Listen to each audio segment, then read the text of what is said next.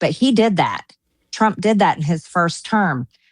However, this term, we've watched him drastically change, literally from the first quarter of his presidency to being completely basically held captive in servitude to whatever Bibi Netanyahu demands of him. That's fighting wars. That's creating policy that benefits Israel. And that is even to the point of defeating a House Republican that votes with him over 90% of the time, defeating Thomas Massey because those giant billionaire Israel donors say it has to happen. And I don't know how and why. And I don't know how you change that. And I don't know how this came to be, but I think it happened over decades. And it's a much bigger problem than people realize. It's not anti-Semitic for us to talk about it. It doesn't mean that we're against Jewish people, not at all. We love all people. We're Christians. We're commanded to love all people. Absolutely, yeah. It should be asked, right? Because it's kind of crazy, like, and odd. Like, why that one country? Why that one nation? Really, really needs to be asked. But do you ever wonder why it took so long for this to become allowed to even be able to ask this? Because I remember not so long ago, people have been completely removed and canceled for just mentioning that name. But our government, the United States of America, should be serving the American people and the American people's interest first and foremost at all times, 100%, and should not be easily dragged off into bombing Iran or paying to fund all types of military equipment and weapons to perform genocide on Gaza or Christians in Lebanon and villages in Lebanon and taking their land.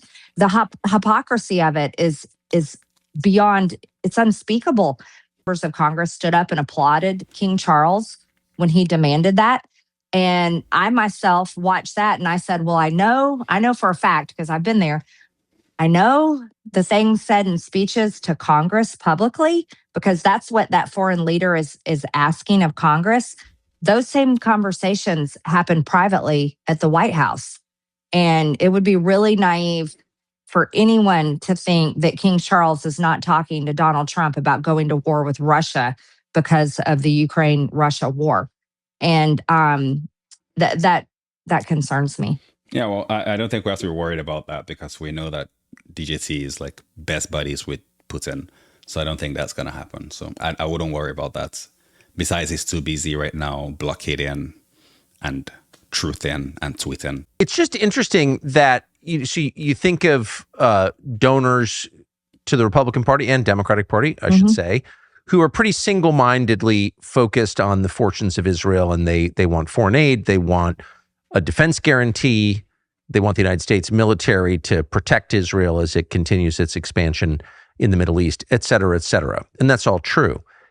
But that same set of donors, and this is the part that does confuse me, is also the group that forced the Biden administration to fund the Ukraine war, that has prevented this administration from ending or really even working to end the Ukraine war. This is also the very same group that has pushed open borders and has convinced the president to change his longstanding and often stated view on immigration. So he got elected in 2016 promising to build a wall, never really, didn't build a wall, didn't really try very hard. I mean, could we say that it's possible that they've already accomplished their mission in Ukraine? I think during the time that they've tied up Russia, I believe Syria has come into play, right? I believe Russia has lost Syria. So I think also they were able to swoop into Venezuela, take Maduro, right? Putin was too busy fighting Ukraine, right? So one might argue and say that maybe that is what the agenda was all along, was just to distract Russia, keep them tied up, and it's already mission accomplished.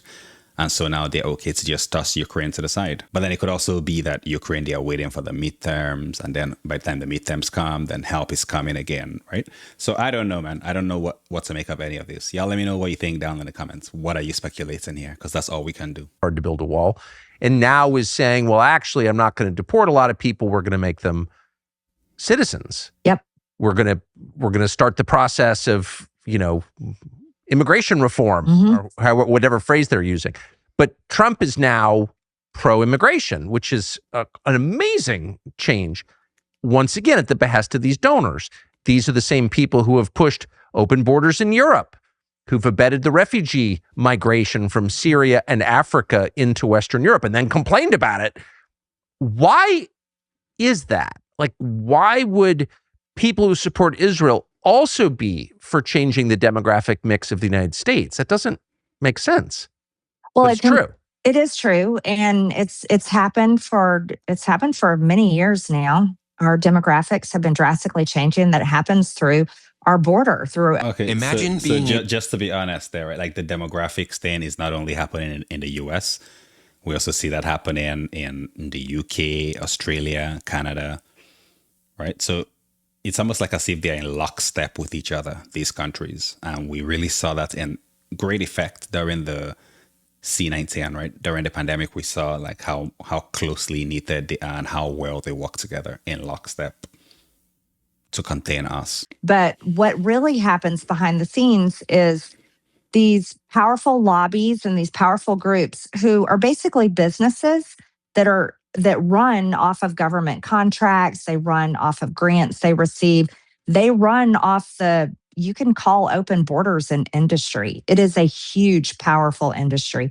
It's an industry of all types of charities and nonprofits and NGOs that are everything from people that give someone that comes across the border a backpack, or say like Haitians that have to be protected here in America and are allowed to live here and work for free, even though they're not citizens, but they're protected. This is an entire industry. It's people that serve all of that in every capacity, even lawyers, American lawyers that help these people through the so-called immigration process, or really to stay in America against our laws. Now, why is that happening? I think the answer is really dark. It weakens our country. Anytime you change the demographics of a country, you drastically change. That is true. And I'm an immigrant, and I'll tell you that firsthand, right? Because me as an immigrant, I never want any trouble, right? Very compliant guy. Don't want any problems. I'm just here to grind and live that American dream, right?